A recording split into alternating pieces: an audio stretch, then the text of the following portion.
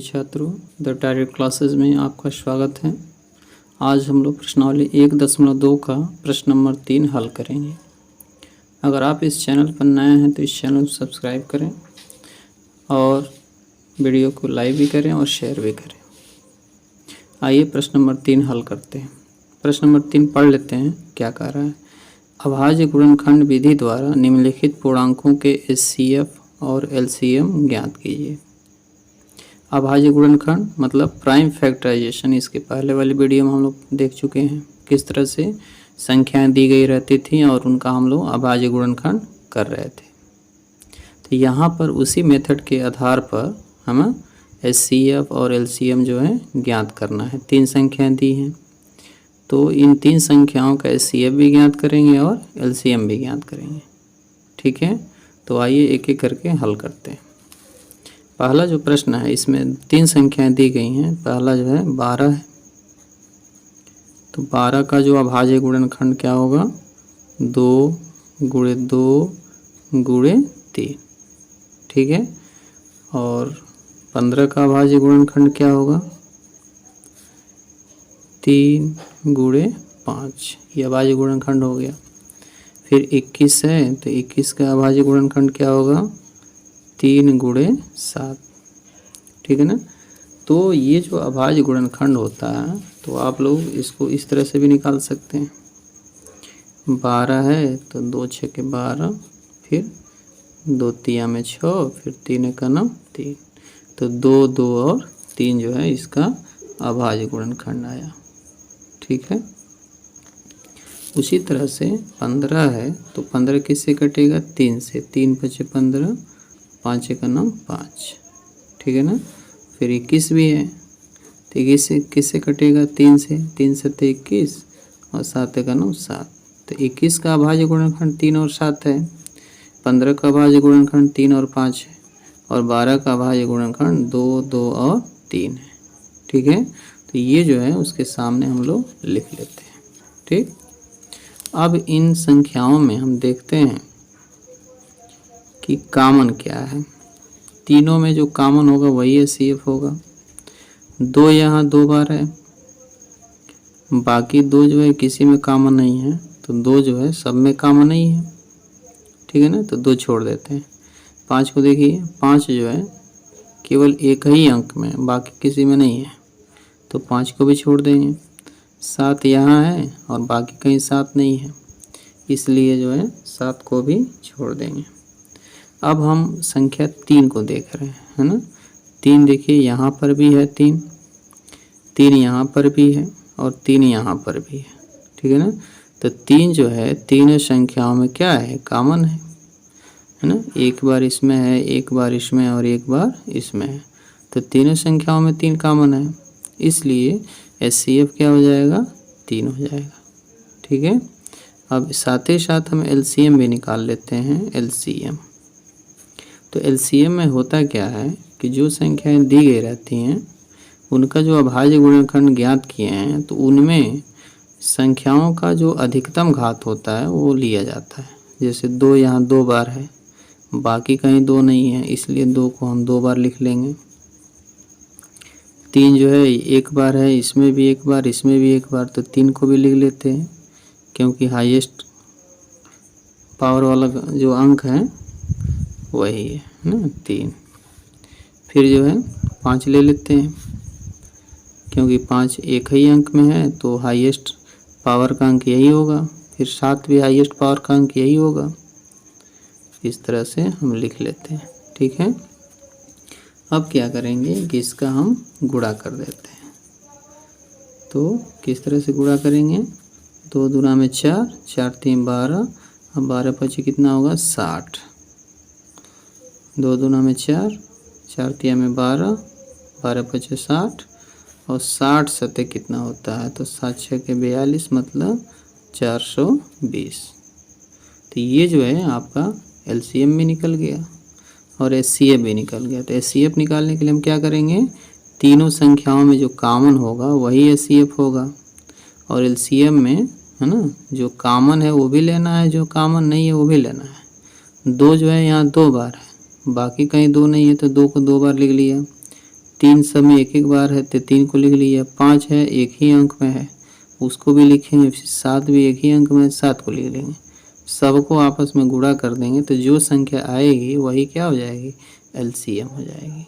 ठीक है, आइए प्रश्न नंबर अब 2 जो है हल करते हैं। प्रश्न 2 में 3 संख्याएं दी गई हैं 17, 23 और 29। तो इनका भी हम क्या करेंगे, अभाज्य गुणनखंड ज्ञात करेंगे। ठीक है, क्योंकि ये तीनों संख्याएं जो हैं अभाज्य संख्याएं हैं। तो अभाज्य संख्या कौन सी संख्याएं होती हैं, अभाज्य संख्या वे संख्याएं होती हैं जिनका एक और स्वयं व संख्या ही 2 ही गुणनखंड हो पाते हैं।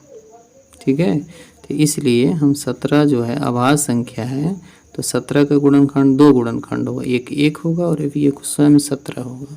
इसलिए हम इसको जो है 1 और 17 के रूप में लिखेंगे। ठीक है, 17 को हम 1 गुणे 17 के रूप में लिखेंगे। फिर 23 है, तो 23 को हम क्या लिखेंगे, 1 गुणे 23, क्योंकि 23 भी एक अभाज्य संख्या है। फिर जो है 29 है,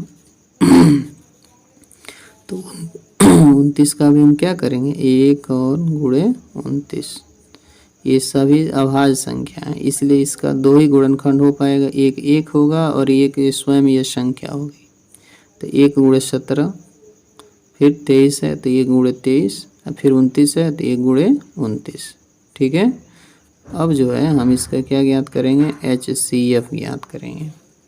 HCF में आप देख सकते हैं कि सब में कॉमन क्या है, 1 है, 1 है और 1 है। यही 1 जो है सब में कॉमन है, तो HCF जो हो जाएगा वह 1 हो जाएगा। ठीक है, LCM क्या होगा, तो 1 तो सब में कॉमन है तो 1 लिख लीजिए।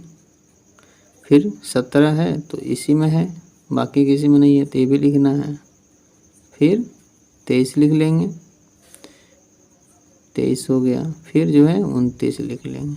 ठीक है, अब क्या करेंगे, इन संख्याओं का आपस में गुणा करेंगे। ठीक है ना, तो जब हम इन संख्याओं का आपस में गुणा कर लेते हैं, थोड़ा सा इस तरह से गुणा भी कर लेंगे।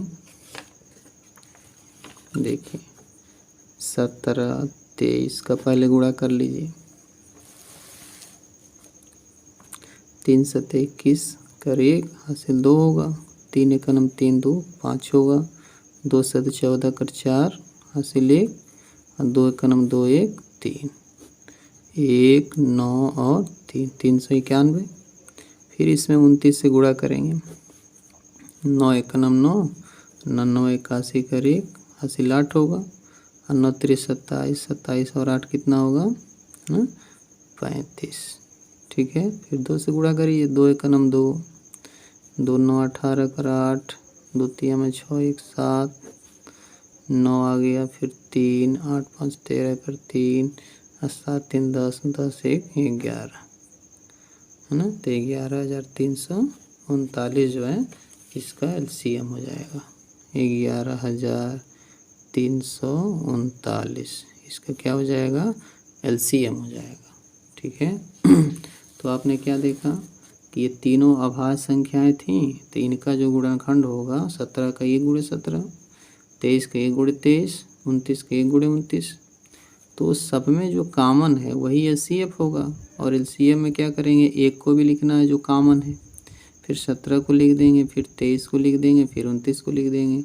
सबका जब गुणा करेंगे तो 11,339 जो है इसका क्या हो जाएगा, LCM हो जाएगा। ठीक है, अब जो है क्वेश्चन नंबर 3 को हल करेंगे।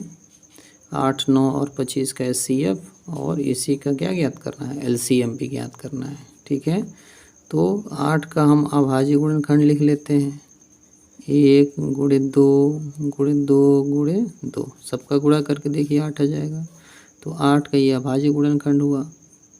ठीक, फिर 9 का भी इसी तरह से 1 गुणे 3 गुणे 3, 3 3 का 9 9 1 9, ये अभाज्य गुणनखंड हुआ। फिर जो है 25 का 1 गुणे 5 गुणे 5, ठीक है ना, ये हो गया इन तीनों संख्याओं का अभाज्य गुणनखंड। 8 का भी हो गया 1 गुणे 2 गुणे 2 गुणे 2, फिर 9 का भी हो गया 1 गुणे 3 गुणे 3, और फिर 25 का भी हो गया 1 गुणे 5 गुणे 5। ये तीन संख्याओं का क्या हो गया, अभाज्य गुणनखंड। तो अब जो है हम क्या ज्ञात करेंगे, HCF। तो HCF आप खुद बताइए क्या होगा। 2 जो है क्या सब में 2 है, नहीं।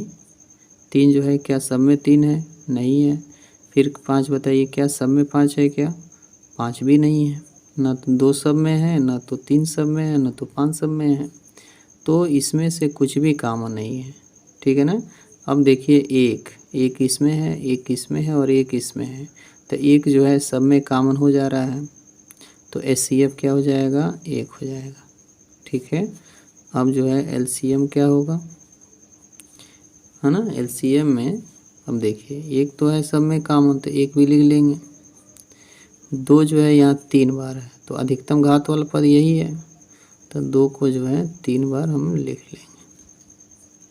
फिर देखिए 3 जो है यहाँ 2 बार है, बाकी किसी में नहीं है, तो 3 को भी 2 बार लिख लेंगे। फिर 5 देखिए यहाँ 2 बार है, बाकी किसी में नहीं है, तो 5 को भी 2 बार लिख लेते हैं, ठीक है ना। अब क्या ज्ञात करेंगे, इसका गुणनफल ज्ञात करेंगे, ठीक है। तो आप देख सकते हैं 1 गुणे 2 गुणे 2 गुणे 2, फिर गुणे 3 गुणे 3 और फिर गुणे 5 गुणे 5, सबका गुणा कर लेंगे। तो ये कितना होगा, ये हो जाएगा 8, ये कितना हो जाएगा 9 और ये कितना हो जाएगा 25, ठीक है ना। तो 8 9 कितना होगा 72, है ना। 72 होगा और 72 में किससे गुणा कर देंगे, 25 से। तो 5 दूना में 10 कर 0, 5 सत्ते 35 और 35 और 1 36, 2 दूना में 4, 2 सत्ते 14, 0 6 4 10 कर 0, है ना। 4 3 7 1 8 और ये हो गया 1800, ठीक है ना। तो HCF कितना हो जाएगा इसका, 1800 हो जाएगा, ठीक है ना। तो ये जो प्रश्न 3 था, है ना, इसमें क्या कहा गया था कि जितने भी ये संख्याएं दी गई हैं इनका जो है अभाज्य गुणनखंड विधि द्वारा HCF और LCM जो है ज्ञात कीजिए। तो आपने देखा पहला प्रश्न जो है यहाँ पर आपने हल किया, है ना। सभी संख्याओं का अभाज्य गुणनखंड ज्ञात किया गया। जो सब में कॉमन था उसी को HCF लिख देंगे, और जो सब में कॉमन नहीं होगा उन संख्याओं को यहाँ गुणा के रूप में लिख देते हैं, तो LCM हो जाता है। उसी तरह से इसका भी निकाला गया। ये अभाज्य संख्याएं थी, तो सबका जो गुणनफल होगा 17 का 1 गुणे 17, 23 के 1 गुणे 23, है ना, 29 के 1 गुणे 29। सब में कॉमन 1 है, तो 1 जो है HCF हो गया, और जो है जो कॉमन है वो भी लेना है, जो नहीं कॉमन है वो भी लेना है, तो वो हो जाएगा LCM। सबका गुणा कर देंगे तो 11,339 जो इसका क्या हो जाएगा, LCM।